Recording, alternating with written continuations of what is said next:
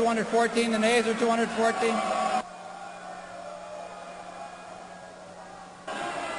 Mr. Lamson.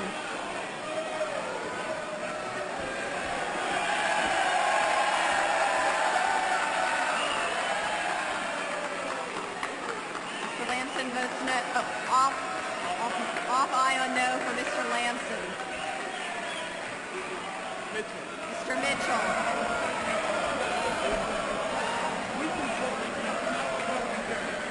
Off aye on no for Mr. Mitchell.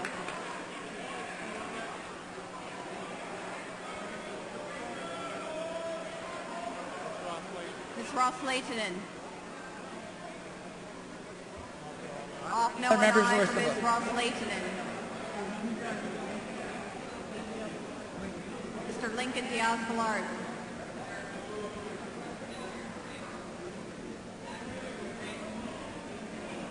Off no and aye for Mr. Lincoln Diaz-Balart. Mr. Mario Diaz-Balart.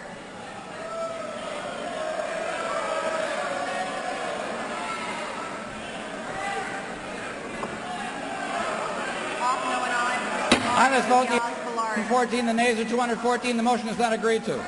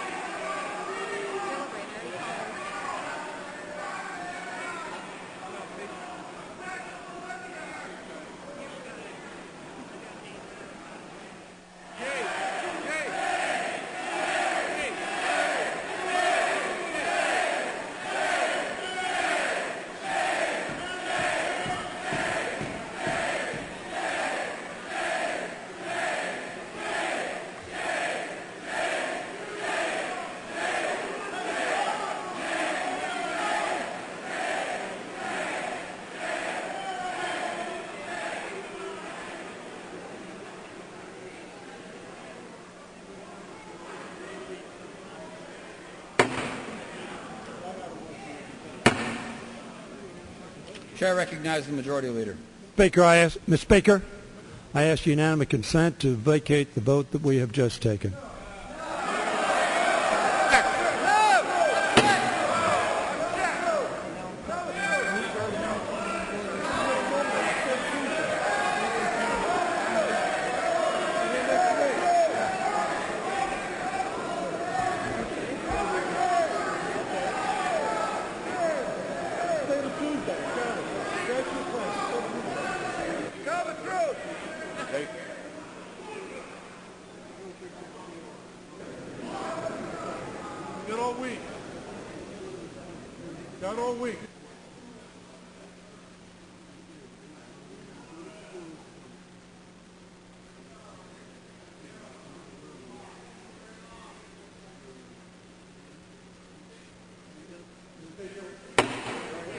Mr. Speaker, I move to reconsider the vote by which the previous vote was taken. Mr. Speaker,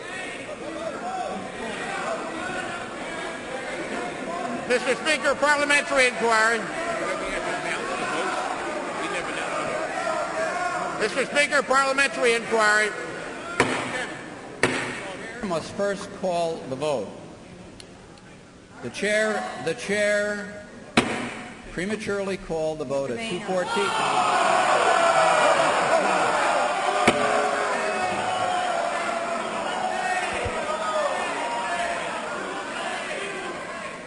call the vote at 2:14. While there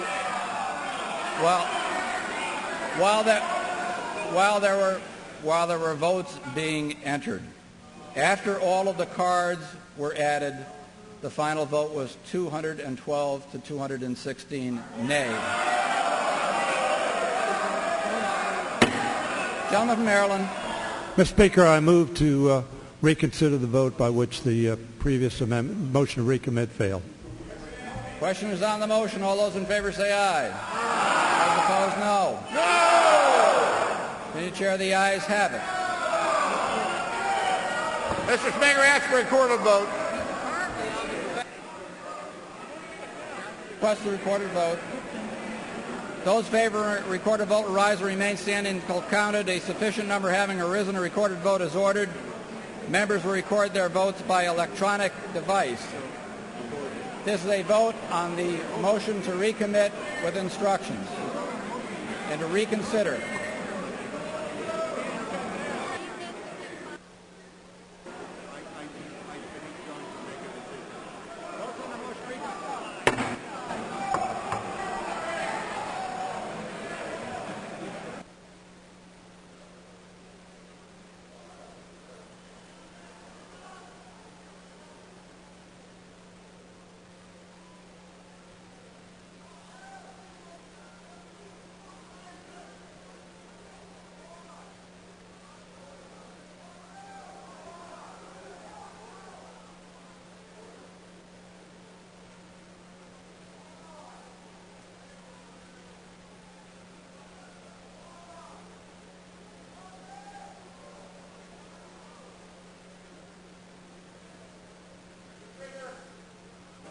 Mr. Speaker, I move to adjourn.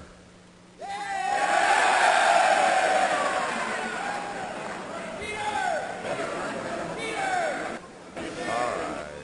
right, calm down.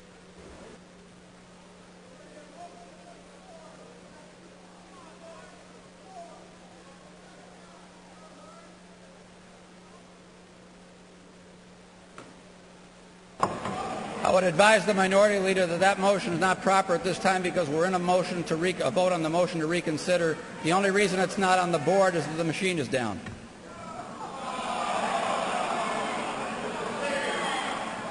I move to adjourn.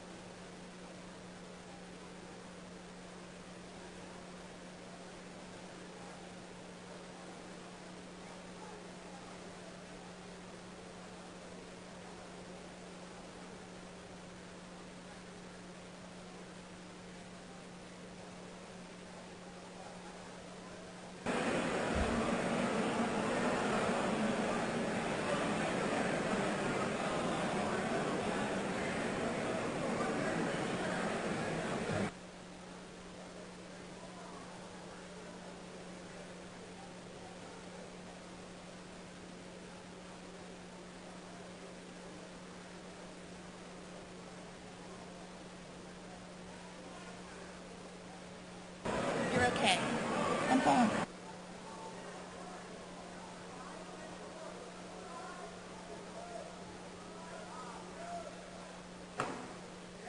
Remind members that the vote is on the motion to reconsider.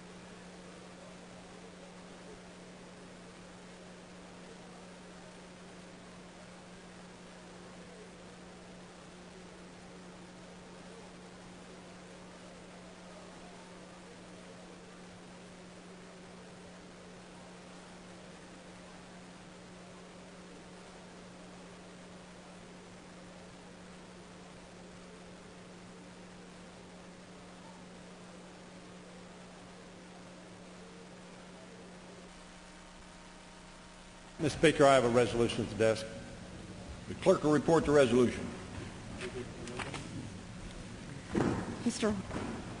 Mr. Hoyer of Maryland resolved that the Committee on Standards of Official Conduct shall immediately review the events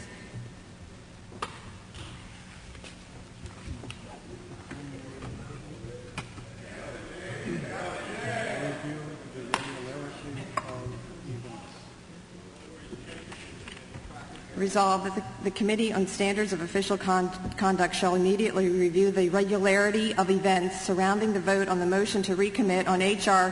3161, which occurred on August 2, 2007, and report back to the House. Under Rule 9, the party leaders will control 30 minutes apiece. Gentleman from Maryland, Majority Leader. Thank you very much, Mr. Speaker. Mr. Speaker, on Tuesday night I said this was going to be an unhappy week for all of us. I did not expect what happened last night, however, and I regret what happened last night. What I regret, Mr. McNulty, I think, is going to speak as well. The vote was called. During the course of that vote, 8 members changed their votes during the course of the vote after the vote was called 214 to 214. But the board, as everybody knows, at that point in time had reflected one of the members who had changed their vote. There were at all times 228 people voting. But the vote went from 214 to 214, then from 215 to 213, and then 212 to 216. Obviously, the 214 would have had the motion fail. The 213 to 211 would have had it, had it 215 to 213 would have had it prevail, and then the 212 to 216 would have had the motion fail. That was the minority, having been in that place, was understandably angry. I won't use the word upset, understandably angry. Had that happened to us, we would have been angry. I would have been angry. At that point in time, I clearly believed that what had happened gave the impression that clearly, correctly, would have been my impression that this was unfair, and as a result, as the members will recall, I asked to vacate the vote. That was objected to, so I then moved to reconsider the vote by which the motion to recommit offered by Mr. Lewis had failed. I thought it appropriate that that vote be retaken because of the confusion that occurred during the course of that vote and having 3 separate tallies indicated. I thought that was appropriate. In fact, that motion prevailed. We did reconsider that vote, and the vote passed at that point in time by voice vote, and then final passage of the bill, and the bill passed, the Agricultural Appropriation Bill. But clearly, people were angry. Words were said on this floor, unfortunately, that were not, I think, designed, as I said on Tuesday night, to maintain civility.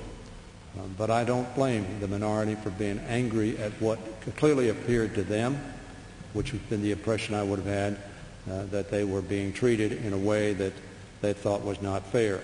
It does no good to this discussion to repeat what has happened over the last 12 years where we felt aggrieved. But when you feel aggrieved, it is a justifiable aggrievement. Therefore, Mr. Speaker, in the interest of having this matter reviewed by the Ethics Committee to ensure that nothing was done that should not have been done, this motion simply refers this matter to the Ethics Committee. This is no aspersion, I want to say, on the presiding officer, who when he called the vote, that was the vote on the board, but it changed almost instantaneously at that time, and clearly would have been something that correctly was interpreted as what's going on here. We need to know what's going on here. My view is because 8 people changed their votes during the course of that, 3 Republicans changed their vote, 5 Democrats changed their vote. There have been a lot of questions about changing votes in the past, so we think that it's appropriate that this matter be reviewed. At this time, Mr. Speaker, I would like to yield 1 minute to my friend, someone who has served in this body long and honorably, and whose integrity, I think, is unquestioned by members who have served with him on the Ways and Means Committee or in this House, my friend, Mr. McNulty of New York. I yield to my friend. I thank the gentleman for yielding, and I believe that the majority leader's recounting of what happened last night is correct, and I wish to express my apology to all of the members of the House for calling the vote prematurely. I called the vote at 2:14. Subsequently, members of both parties changed their votes. The majority leader is correct. Very soon after that, the board showed a different vote, which was, I believe, in favor of the motion to recommit, and then when all of the members had been counted, it was 212 in favor and 216 opposed. All of those numbers in those various iterations add up to 228, so all members had voted, but members of both parties had changed their votes. And I just want to express regret to all the members of the House, and especially the minority, for any role that I had in causing that confusion by calling the vote prematurely. The members who have been around for a long time and staff know that I have presided over the House many, many times since 1989 when Jim Wright first put me in the chair. And all during that time, I have always strived to be scrupulously fair, to the extent where a number of members of my party in the old days used to criticize me for calling voice votes in favor of the minority when the minority had more members in the room than the majority did. And members of the minority party mentioned that to me many times through the years, as did members of the minority staff. And so I just want to reiterate that I regret any role that I played in causing the confusion, and I just want to pledge to all of the members of the House that I will continue to go out of my way to be fair when I am given the privilege of serving as Speaker Pro Tem to all members of the House and to both parties. Thank you, Mr. Speaker. Time of the gentleman has expired. Remarks. Reserve the balance of my time. Gentleman reserves the balance of time. Gentleman from Ohio, the Republican leader. Mr. Speaker, I yield myself such time as I may consume.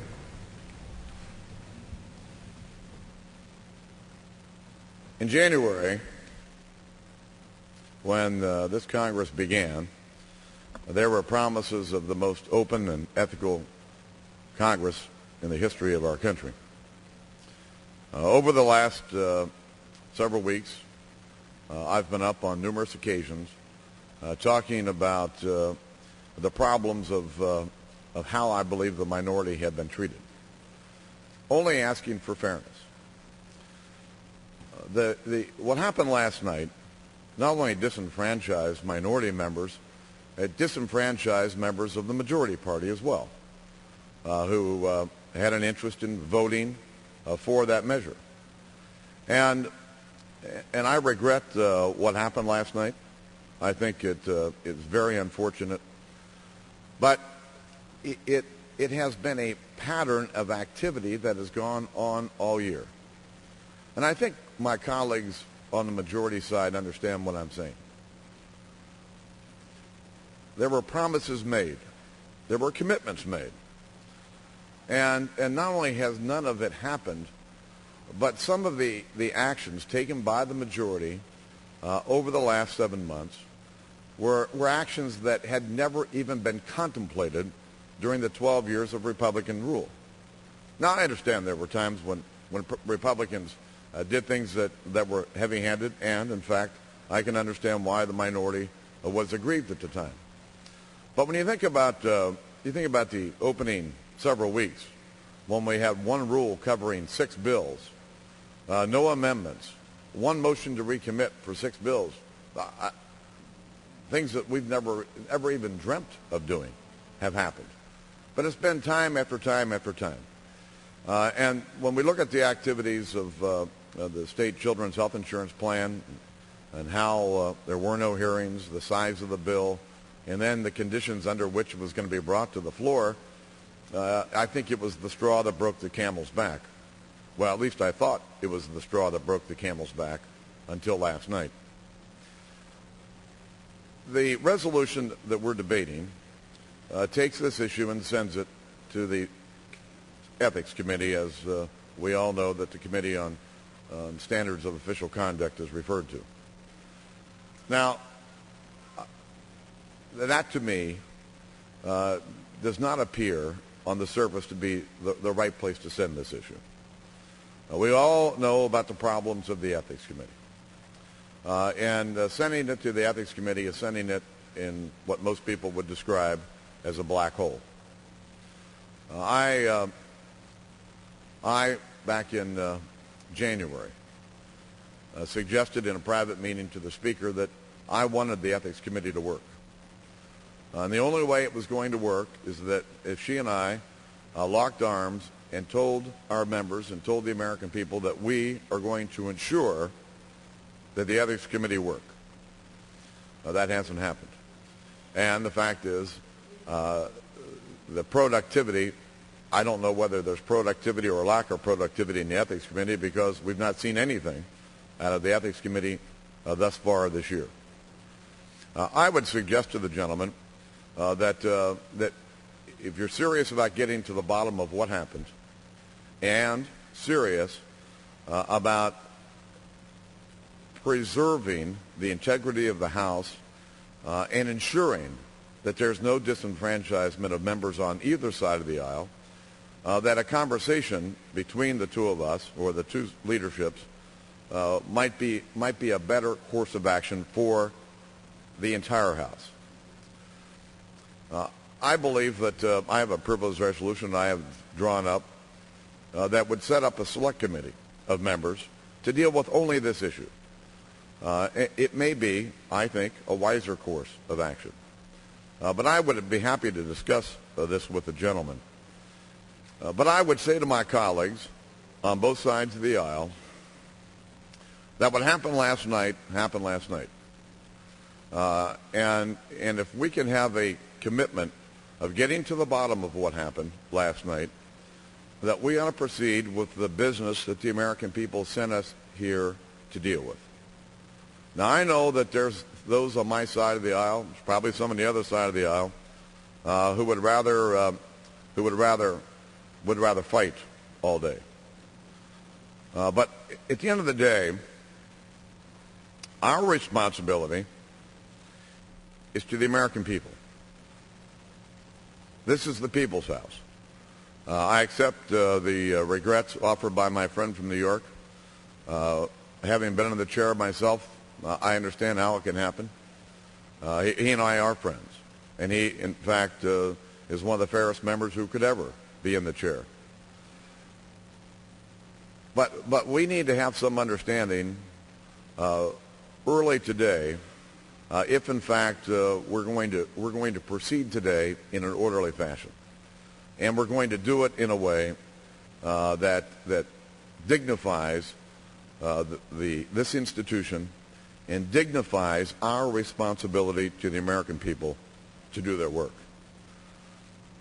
And so I would ask my friend if he would consider withdrawing the resolution that he has on the floor, allow us an opportunity to sit down and discuss this, and to see if we can't come to some mutually agreeable way to proceed on the issue of what happened and how we preserve the integrity of the House and the rights of all members. Will my friend yield? Happy to. I thank my friend. I thank my friend for the tone of his remarks, the focus, the substance of those remarks in terms of assuring that the House runs in a fashion that members certainly are given full consideration in terms of casting of their votes. I would certainly look forward to discussing with the gentleman that issue. The gentleman and I have had an opportunity to discuss various issues in a way that I think was positive. I think the remarks, hopefully, that both of us are making indicate that we have the ability to continue to do that and want to do that. I would say to my friend that when we complete this action, would look forward to visiting with him in his office or he in mine to discuss that. My suggestion would be that we perhaps unanimously adopt this resolution so that the Ethics Committee can look at it, but not as the exclusive, as the gentleman indicates, and proceed. But in reclaiming my time, certainly. That was the whole point of the suggestion that I made, that we withdraw this to go into a conversation or a negotiation where the gentleman has 10 cards in his hand and I have one, clearly would put I and my colleagues at a disadvantage. Fine. We don't want to do that.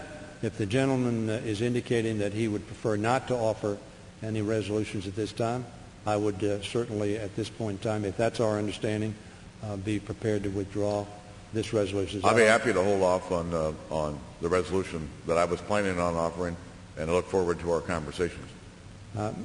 Mr. Speaker, I ask unanimous consent to withdraw the resolution. In the House, a proposition may be withdrawn before any action thereof as a matter of the right of the member. I thank the Speaker. Resolution is withdrawn. Mr. Speaker. Gentleman from Ohio. Mr. Speaker, I ask unanimous consent to address the House for 1 minute. Gentleman is recognized for 1 minute. I rise today to ask all of my colleagues on both sides of the aisle to proceed with caution. We all know it's been a tough week. We all know that we're right up against the August recess. And we all know there's a lot of passion in the room. And I don't know what the order of the House will be today. I heard some discussion about going to the defense appropriation bill. But I would ask my colleagues that we do our work in a businesslike fashion, that we treat each other with respect, and that we proceed in a way that the American people would be proud of.